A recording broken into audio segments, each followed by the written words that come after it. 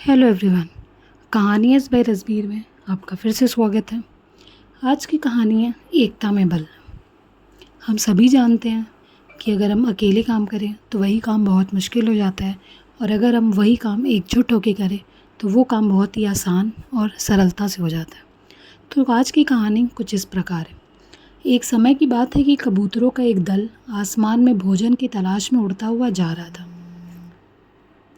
नीचे हरियाली नजर आने लगी तो भोजन मिलने की उम्मीद बनी। एक कबूतर ने संकेत किया, नीचे खेत में बहुत सारा दाना बिखरा पड़ा है, हम सबका पेट भर जाएगा। कबूतरों ने सूचना पाते ही उतरकर खेत में बिखरा डेन के पास जाने लगा। सारा दल नीचे उतरा और दाना चुनने लगा।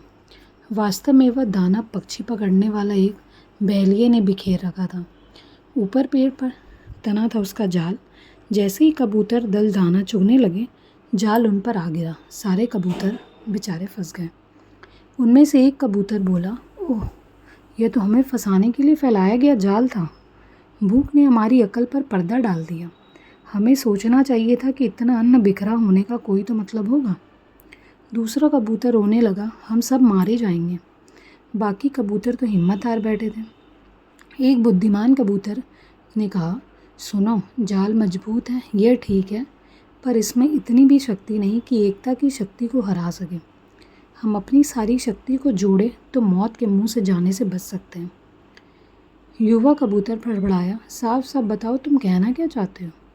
जाल ने हमें तोड़ रखा है, शक्ति कैसे जोड़ें? बुद्धिमान कबूतर बोला, तुम सब चोंच से जाल को पकड़ो, फिर जब मैं फुड़ कहूँ तो एक साथ जोर लगाना और फिर उड़ना। सबने ऐसा ही किया। तभी जाल बिछाने वाला शिकारी आता नजर आया। जाल में कबूतर को फंसा देख उसकी आंखें चमकी। हाथ में पकड़ा डंडा और उसने मजबूती से पकड़ा वह जाल की ओर दौड़ा।